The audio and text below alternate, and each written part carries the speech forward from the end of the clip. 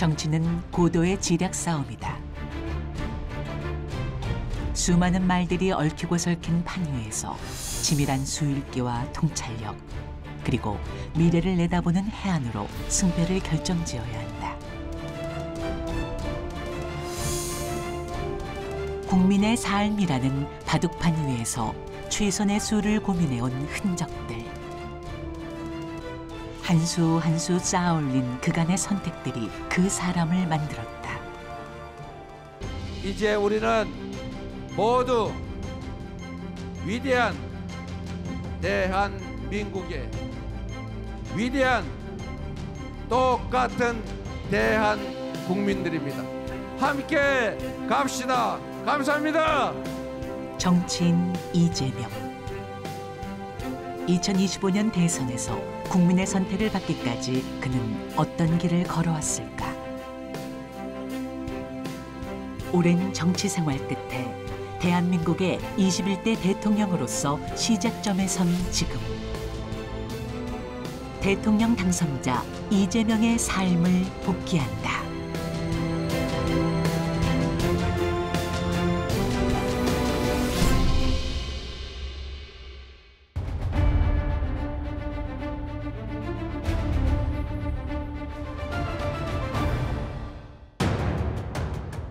(2024년 12월 3일) 평온했던 화요일 밤, 윤석열 대통령이 전 국민을 놀라게 한 속보가 전해졌다. 선포를 했습니다. 종북 반국가 세력들을 일거에 척결하고 자유 헌정 질서를 지키기 위해 비상계엄을 선포합니다. 윤석열 전 대통령이 비상계엄을 발동한 것이다. 1979년 12.6 사건 이후 45년 만에 재연된 선포였다. 모두의 긴장감이 올라가던 그때, 더불어민주당을 이끌던 이재명 대표는 국회로 향했다. 촌각을 다투던 순간 그는 자신의 유튜브 채널을 통해 라이브 방송을 했고, 21세기 선진 강국 대한민국에서 비상계엄이라니, 국회로 와 주십시오. 국민 여러분께서 이 나라를 지켜주셔야 합니다. 담을 넘어 국회로 들어가는 모습을 생중계했다. 소식을 전해들은 지지자들은 한밤중 국회로 모여들었고 계엄군의 진입을 저지했다.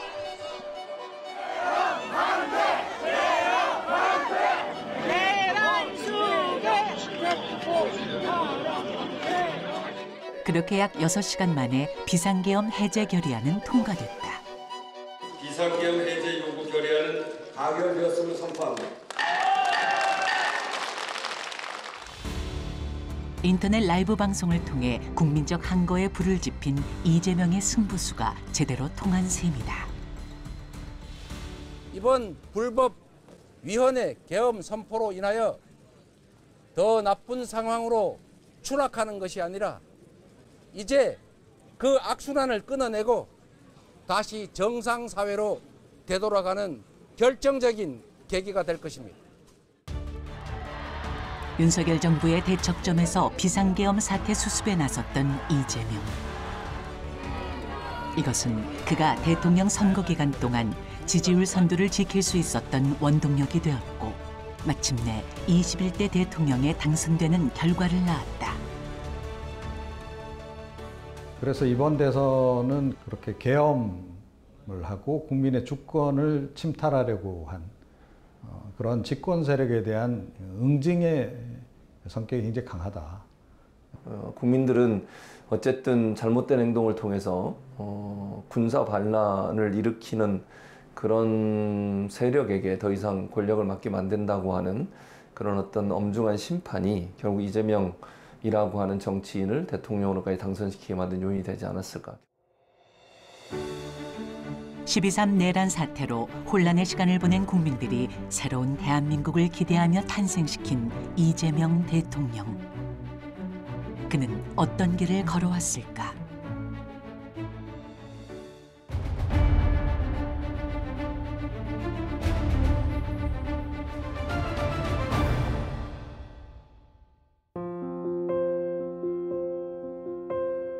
청량산 자락에 위치한 안동 지통마을.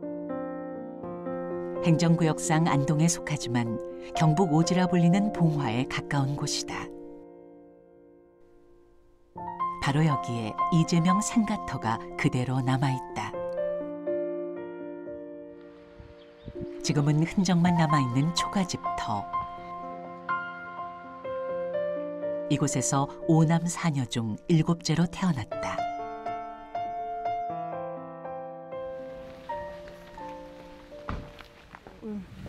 집이 이렇게 있었어요. 집이 앞이 요 마다 아니고 요는 방간에 있었고 요게 저 전부터 저는 화장실을 했고. 일찍이 누나 둘을 잃고 9 식구가 부대끼며 살았던 집. 가난은 일상이었다. 다들 밥도 이렇게 못 먹고 감자 먹고 잤죠. 재민 씨도 아버지가 공부 좀 많이 했는데 농사에 대해서 모르니까 그래도 형제 자매는 형제들 많고 너무 고생했죠 그때. 설상가상 이재명이 초등학교 3학년 때 아버지는 집을 떠났다. 어머니 혼자 남의 집 농사일을 하며 온 식구의 생계를 책임져야 했기에 가난의 그림자는 더욱 짙어졌다.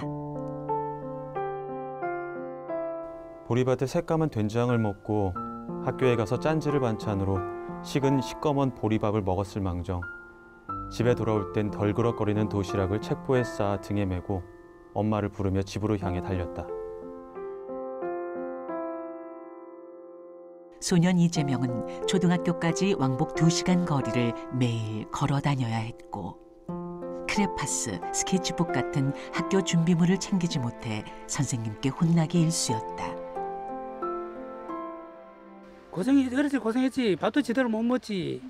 보름부터 제대로 못 먹어서 이사를 뭐 이거 어렸어도 4번 옮겼어요. 4번.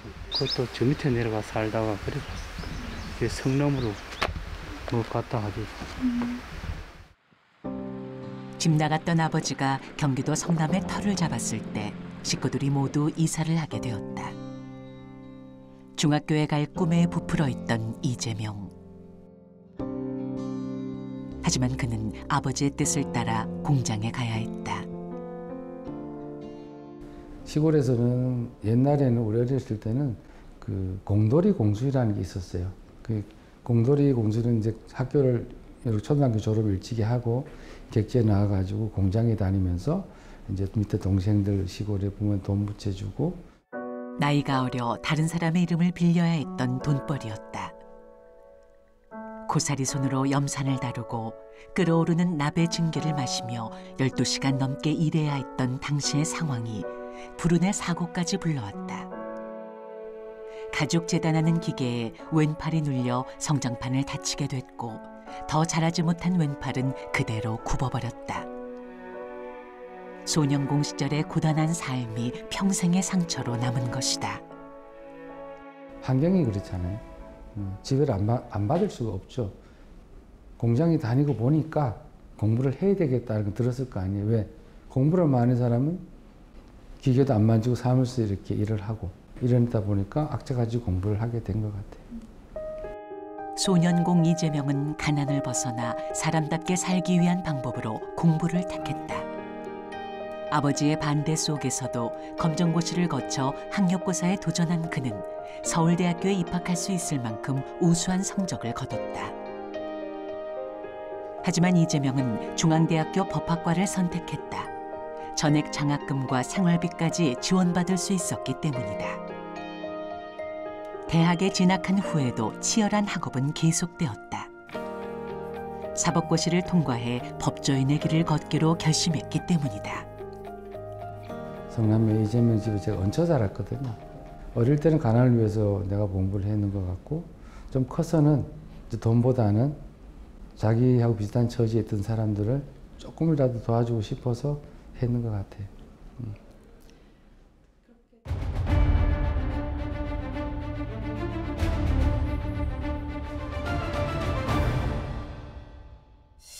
1986년 가을 이재명은 사법고시에 최종 합격했다.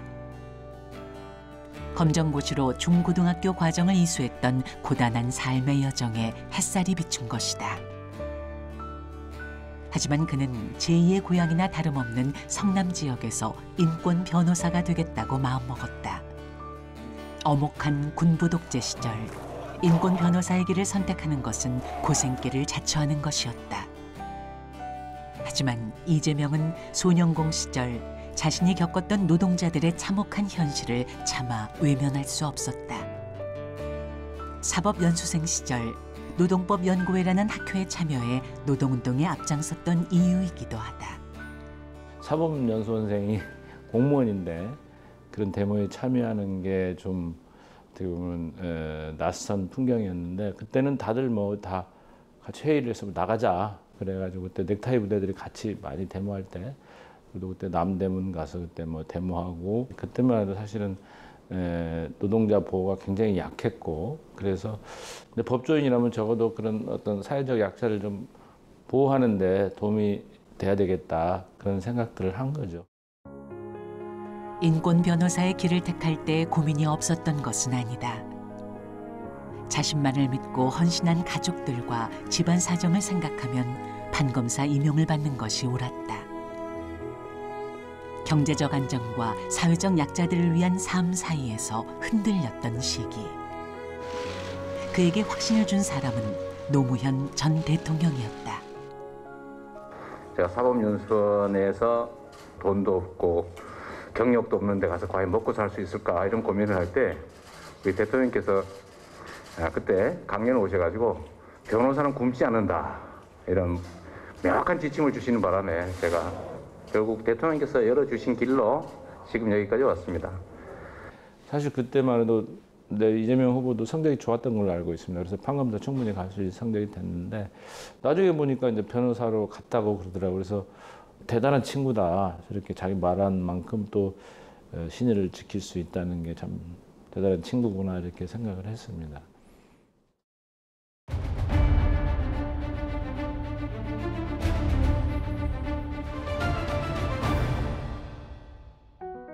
(1989년 3월) 이재명은 성남시청 건너편에 변호사 사무실을 개업했다.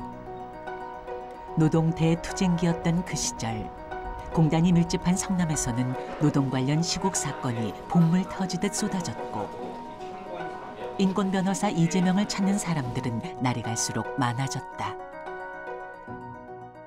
그래가지고 저도 이제 이나병원 위원장이었기 때문에 이제 고소고발도 당하고, 이제 이런 것 때문에 변호해줄 분이 좀 필요해서 지역에서 이제 민변으로 활동하시는 분이 누가 있나 이렇게 알아보다 보니까 이재명이라는 분이 있다고 그래가지고, 그분은 이제 저희들이 처음 찾아가가지고, 저도 아까 생각했던 것보다 젊었었고요. 예. 상당히 따뜻하게 얘기를 좀 하고, 저 찾아오셨다고 얘기하고, 그래서 저희들을 위해서 또 열심히 일하겠다 이런 했던 기억이 좀 나요. 인권 변호사로서 입지를 다져가던 이재명은 노동 문제 상담을 하면서 시민운동의 중심부로 들어섰다. 1994년 무렵에는 지방자치와 민주주의 실현을 위한 시민단체인 성남참여연대를 꾸렸고, 2003년엔 성남참여연대 집행위원장을 맡기도 했다. 처음에 이제 만들 때는 성남참여자치연대잖아요. 시민들을 위해서 세금 제대로 써야 수 있는, 그리고 시장이나 시의원들이 시민들을 위해 제대로 정치하는, 그렇게 할 수 있도록 가민시자로서 역할을 좀 하면서 한번 해보자. 예. 그 양반 성격이 뒤로 빠지는 성격이 아닙니다. 그리고 뒤에서 우아하게 있는 성격도 아니고, 자기가 맡거나 하고자 하는 일에 대해서는 하여튼 남들보다도 솔선수범하고 앞장섰던 그런 기억이 좀 있습니다. 이재명 변호사는 공공의료를 위한 성남시립병원 설립에도 적극적으로 나섰다. 성남에 있던 대형 병원 2곳이 줄 폐업을 하면서 약 60만 명이 사는 도시에 의료 공백이 생겼기 때문이다. 그것이 없어짐으로 인해서 올 수 있는 의료 공백에 대한 시민들의 불안감이 더 빨리 해소돼야 된다라고 하는 게 좀 우선이었던 것 같아요. 다른 기업적 성격을 띈 병원들은 오지 않을 것 같고, 그러면 그것을 해소시켜낼 수 있는 게 시립의료원이다라고 아마 판단을 하게 돼서 시민사회단체와 아마 그 의기투합이 되지 않았나 싶습니다. 성남시나 또는 성남시의회가 이 문제를 해결하기 위한 공공병원 설립 같은 데 의지를 보이지 않기 때문에 주민들이 건강권 확보 차원에서 직접 시립병원 설립 조례 제정 운동에 나서게 된 겁니다. 당시 주민조례를 통해 병원 설립 허가를 받기 위해서는 최소 13,000여 명의 서명이 필요했다. 이재명 변호사는 시민운동가들과 함께 주민들을 직접 만나 서명운동을 벌였다. 뭐 한겨울인데 추울 때 그 길거리에 서가지고 손 막 이렇게 손실어가 덜덜 떨면서 이렇게 써주고, 그것도 지장까지 인증무책하고 지장까지 찍어주는 것을, 그것도 한 달 만에 거의 18,595명이라고 하는 분들이 이렇게 함께 해주신 그런 열기, 그 다음에 본인도 그런 열기 때문에도 아마 더 열심히 해야 되겠다, 아마 이런 생각을 하지 않았을까, 이런 생각이 들어요. 그 결과 2003년 12월 첫 주민 발의 당시 18,000여 명의 서명을 받아냈고, 이는 당시 법정 요건을 훨씬 웃도는 숫자였다. 하지만 성남시 의회는 공공병원 설립 조례를 올린 지 단 47초 만에 해당 안건을 부결했다.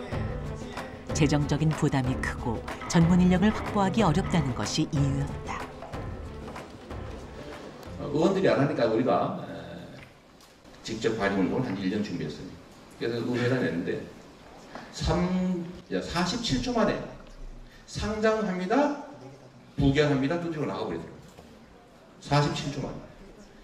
거기에 방청했던 서명도 10만 명이 넘게 그랬는데, 방청했던 수십 명이 열받아요, 안 받아요? 막 울고, 우리가 1년 동안 했는데,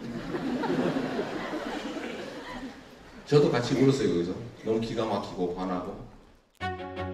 예상 밖의 결과를 받아들일 수 없었던 이재명. 그는 동료들과 함께 시의회 의장석을 점거하는 항의 시위를 벌였고, 결국 특수공무집행 방해죄 혐의로 고발당했다. 아까도 말했듯이 2만여 명의 그 시민들의 서명을 막 길거리 서명, 막 단식 농성을 하는 이런 싸움까지 거치면서 했는데, 그게 이제 일순간에 그냥 의회에서 날아가 버리는 상황들이 발생하게 된 거죠. 또 뭐 어떻게 보면 저희들을 위해서 그렇게 열심히 노력하시고, 이제 제가 이제 도시락을 이렇게 좀 이렇게 싸가지고 가가지고 그분한테 도시락을 드리면서 진짜 죄송하다, 이렇게 얘기를 좀 하면서 진짜 시민들의 그 아픈 모습을 직접 보고, 시민들이 적극적으로 해달라고 했던 그런 모습을 직접 보고 했던 분이 해야 이 시립병원을 만들 수 있는 거 아니냐. 하긴 이제 당신이 꼭 시장이 되었으면 좋겠다.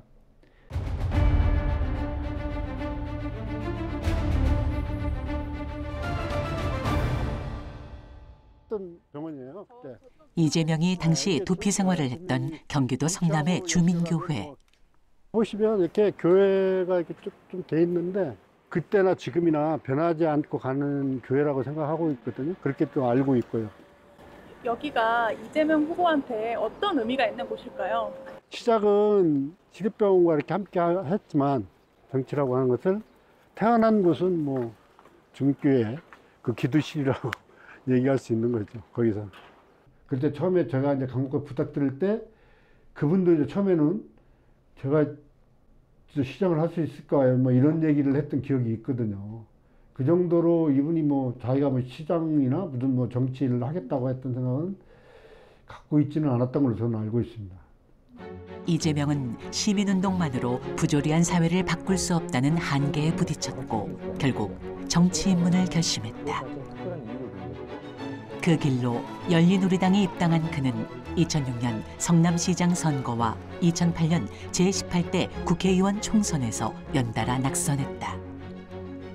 인권 변호사로서 18년간 지역 시민사회운동을 해왔습니다. 수백억 원의 시민 혈세가 길바닥에 뿌려지는 현장을 목격했습니다. 이제 제가 맑은 성남, 투명한 성남을 만들고 싶습니다. 2차례 호된 신고식을 치른 그는 2010년 성남시장에 당선됐고 정치인 이재명으로서 첫걸음을 내딛었다. 시장이 된 이재명의 행보는 거침이 없었다. 2010년 7월 이재명 시장은 취임 당시 있던 약 7천억 원 규모의 성남시 부채에 대해 모라토리움, 채무지불 유예를 선언했다. 이후 3년 6개월 만에 모든 채무를 상환하는 성과를 이뤘다. 또 성남시 청년들에게 연 100만 원 성남 지역 화폐를 지급하는 청년 배당 정책과 중학교 신입생에게 교복 구입비를 지원하는 등 파격적인 정책을 시행했다. 2020년 7월에는 그의 정치적 신념이 담긴 성남시 의료원도 문을 열었다.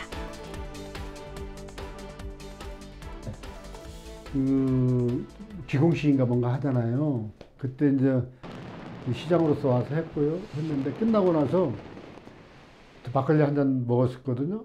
그때 너무 좋아가지고 시민들과 함께 약속했던 부분에 대해서 자기도 이렇게 첫삽을 뜬 거에 대해서 엄청 뭐라고 할까 막 기뻐했던 그런 모습이 좀 있어요. 공약으로 내걸었었던 여러 가지 정책들을 하나하나 이렇게 이행해 나가면서 그 행복 지수라 그렇게 시민들이 갖는 그 우월감, 자존감 이런 것들이 상당히 좀 높아졌죠. 그러다 보니까 이재명 시장이라는 사람이 시정을 잘 운영해서 시민들로부터 좋은 평가를 받고 있고 그 평가가 좋으니 결국 이런 시정의 모델을 민주당 출신 지자체장들이 있는 모든 곳에서 보급하자라고 중앙당 차원에서 그걸 추진했거든요. 그 정도로 성남시장 할 때 엄청난 성과를 냈죠. 그게 기반이 돼서 경기도지사로 출마도 했었고요.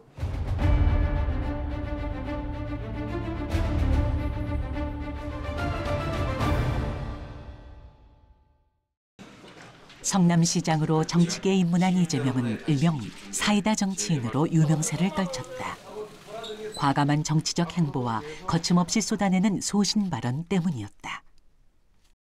그 청년 수당 제가 내용을 봤습니다. 네. 봤는데 배당입니다.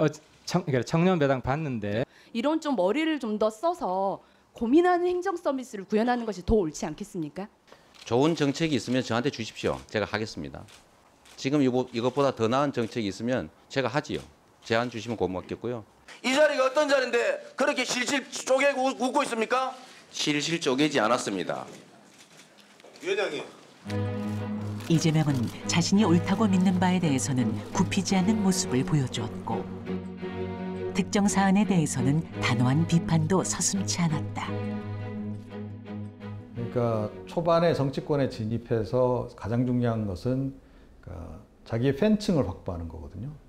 근데 그 과정에서는 역시 선명성이 있는 발언들 그런 것들이 사람들을 끌어모으는 데 굉장히 도움이 되고 그러면서 언론 노출 기회도 많아지는 거죠. 그러니까 말만 하고 끝냈으면 아마 지금과 같은 명성을 얻기는 어려웠을 거다 이렇게 생각을 하는데 시장 거치면서 또 도지사 거치면서 실질적으로 뭔가 이렇게 결실을 맺은 성과들이 이제 적지 않이 있기 때문에 그 부분도 상당한 그 긍정적 평가를 받게 하는 요인이었다 이렇게 평가할 수 있겠죠.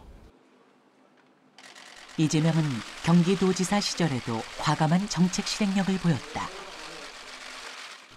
도지사로서의 직책을 성실히 수행할 것을 엄숙히 선서합니다. 코로나19 당시 바이러스 전파의 진원지가 되었던 신천지 본부를 직접 찾아가 감염자 명단을 확보하도록 지휘했고 저희가 내부는 전부 수색을 했는데 여기 계시지 않은 건 확인이 됐습니다. 경기도 계곡과 남한산성 불법시설물 정비사업 때는 상인들의 거센 저항에 부딪혔지만 결국 철거 작업을 완료했다. 그리고 땅을 수여하고 저는 말씀드릴 때 저는 액면대로 합니다. 그 정치적 함의 이런 거 없어요. 말한 대로입니다. 사람이 이상한 사람 취급받는 겁니다. 뭐 싫어하는 사람도 많고 그런데 제가 뭘 하겠다고 하면 진짜 그건 하는 거고요. 검토하는 건 진짜로 검토하는 겁니다. 안 되면 안 된다고 얘기할 거고요. 계곡 정비에 따른 이해관계인이 많지 않습니까? 뭐 주변에 상인분도 계시고 여러분이 계신데 직접 현장에 가셔서 상인분들 얘기를 듣습니다. 들어서 애로사항을 들어보시고 개선해 줄 건 개선하고 우리가 지원해 줄 건 지원하고 그러면서 다시 공무원들하고 또 협의를 하세요. 이 과정이 처음에는 굉장히 오래 걸리죠. 그런 과정이 오래 걸리는 절차를 통해서 충분한 이해관계 조정이 되면 그다음부터는 사업이 굉장히 원활하게 추진력 있게 나가죠. 이러한 사이다 이미지가 항상 긍정적으로 평가받는 것만은 아니었다. 때로는 그의 지나친 강경 발언이나 거친 표현이 부각되며 논란의 중심에 서기도 했다. 2012년 이재명이 친형과 형수와의 갈등 과정에서 폭언을 주고받은 내용이 담긴 녹취록이 공개됐다. 당시 욕설의 내용이 매우 직설적이고 수위가 높아 도덕성 논란까지 일었다.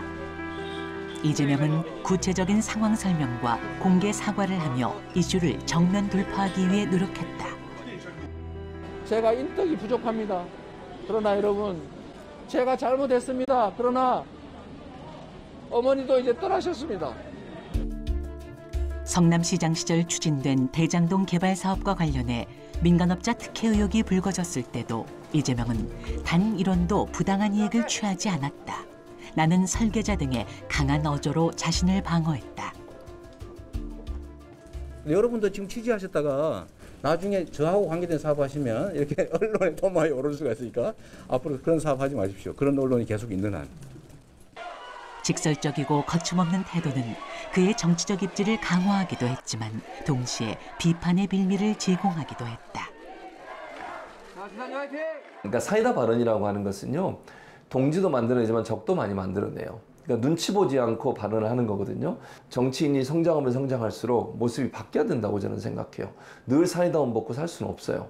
물이 필요하고 건강에 좋은 음식이 필요한 것처럼 지금은 이제 대통령이 되고 나서는 청량감보다는 안정감을 주는 그런 모습을 보이는 게 필요하다고 생각합니다.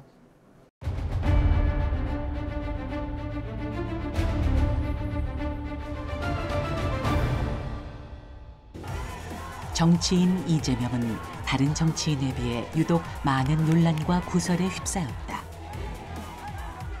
법정에서 진위를 가려야 할 이슈 또한 적지 않았다.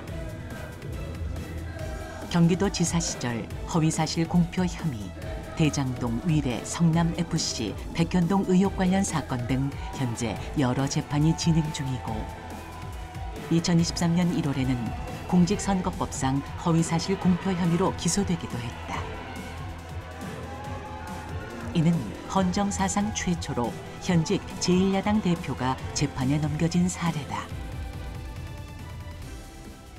만약에 윤석열 그 정권이 초기부터 뭐 국정수행 지지율이라든가 이런 게 높게 나왔으면 그러질 않았을 텐데 초기부터 여러 가지 이제 그 뭐 자책골 때문에 이제 지지율이 이제 낮게 이제 유지가 되다 보니까 결국 이제 그때도 이제 뭐 문재인 정권 탓 아니면 이재명 후보에 대한 비난, 비판 뭐 그런 거로 좀 이제 버틴 그런 감이 없잖아 있는 거죠. 그런 물증이 없는 상태에 사람의 진술만을 가지고 그런 무리한 수사를 했던 것은 정치인 이재명에 대해서 핍박과 억압을 했다라고 볼 수 없다. 그러니까 정치적인 보복이라고 저는 생각해요.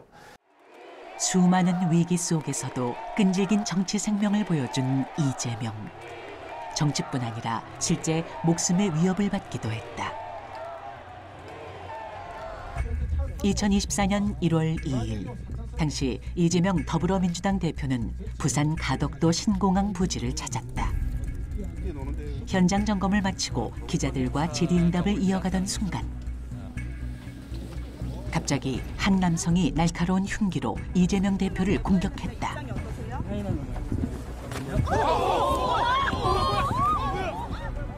119 불러 빨리! 119 불러 119! 이재명 대표는 곧바로 헬기를 통해 서울대학교 병원으로 옮겨졌고 3시간여에 걸친 수술 끝에 의식을 회복할 수 있었다. 현장에서 체포된 60대 남성은 이재명이 대통령이 되는 것을 막으려 했다며 범행 동기를 밝혔다.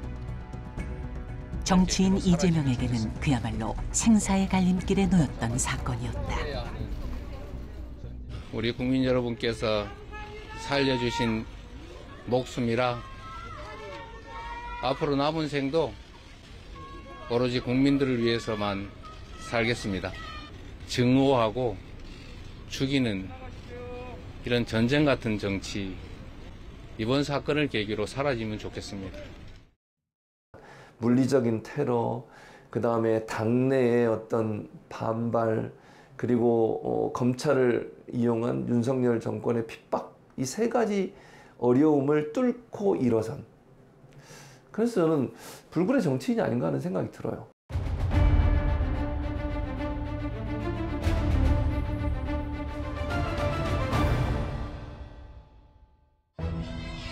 (12.3) 비상계엄 사태는 사회 각 분야의 갈등의 씨앗을 남겼다. 이념적, 지역적, 세대 갈등은 더욱 깊어졌고 국민 통합이 시대적 과제로 떠올랐다. 여기가 홍준표 지사의 고향 맞습니까? 정치를 입장이 다르더라도 증오하면 안 됩니다. 진짜 미워하면 안 돼요. 입장이 다를 수 있죠. 그리고 정치인들이 편갈라 싸우더라도 국민들이 편갈라 싸울 일은 없지 않습니까, 여러분? 좌측이니 우측이니 보수니 진보니 그게 뭔 상관 있습니까? 갈등의 골이 깊은 만큼 신임 대통령이 풀어야 할 숙제도 많다. 과거 전직 대통령들이 공통적으로 실패했던 부분이 소통입니다. 특히 야당하고의 소통, 그 다음에 이제 그런 과정을 통해서 국민들로부터 다양한 의견을 듣는 것. 그래서 늘 귀를 열어놓고 해야 되는 건데, 대통령이 되는 순간부터 좀 이제 소통에도 굉장히 좀 노력을 많이 기울여야 된다. 그리고 그게 사실은 국정 실패를 줄이는 요인이기도 해요. 전 국민의 목소리를 어떻게 들을 건가도 되게 중요하거든요. 자기 입맛에 맞는 사람들만 통해서 들을 것인지, 아니면 자기하고 좀 뜻이 안 맞더라도 그런 사람들의 목소리까지도 다 담아내는, 저는 그런 대통령이 돼야 된다고 보거든요. 21대 대통령 선거를 앞두고 이재명 후보는 전국 경청 투어에 전념했다. 민생의 현장을 찾아 해결 의지를 다졌고 12.3 비상계엄 사태를 극복해 국민이 주인이 되는 나라를 만들겠다고 약속했다. 12월 3일 내란의 밤에도 그 내란을 이겨낸 것은 바로 국민들이었습니다. 앞으로 이 나라도 우리 국민들의 힘으로 희망 있는 나라로 꼭 만들어 가시겠지요? 여러분이 세상의 주인이죠? 민생의 현장을 찾아 해결 의지를 다졌고 12.3 비상계엄 사태를 극복해 국민이 주인이 되는 나라를 만들겠다고 약속했다. 많이 바뀔 겁니다. 우리 사회에 이제 불공정하고 좀 부조리했던 부분도 많이 개혁이 될 겁니다. 그리고 또 가장 민생 곁으로 가장 가까이 가는 대통령 저는 되리라고 저는 기대합니다. 그때가 내 마음속 대성에서 성형시절 할 때였습니다. 다 겪어봤으니까 다 알기도 하고 또 머리 좋잖아요. 할 것 같아요. 인사도 정말 편중된 인사를 하지 말고 다양한 계층, 다양한 지역 사람들을 좀 잘 등용해서 국가를 좀 오로지 생각하는 그런 현명한 지도자가 될 것이라고 믿고, 미래가 있고 희망이 있는 대한민국이 정말 실현될 수 있도록 만들어줬으면 좋겠다. 처음처럼이라고 하는 그 단어가 대단히 어렵고 무게감 있는 단어지만 그 단어를 잊지 않고 임기 마지막 날까지 가슴에 안고 가시면 꼭 성공한 대통령으로 남으실 거라고 생각합니다.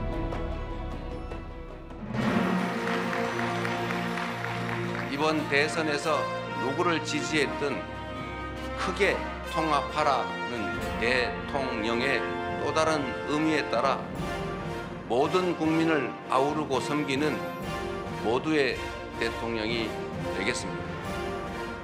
어떠한 위기 속에서도 국민과 함께 희망을 찾아 나가겠다는 이재명의 다짐. 정치는 국민이 하는 것일 뿐 자신은 도구로 쓰이겠다는 약속. 대통령 이재명이 혼란의 대한민국에 제시한 희망의 수위다. 대한민국은 21대 대통령 당선자 이재명을 주목하고 있다.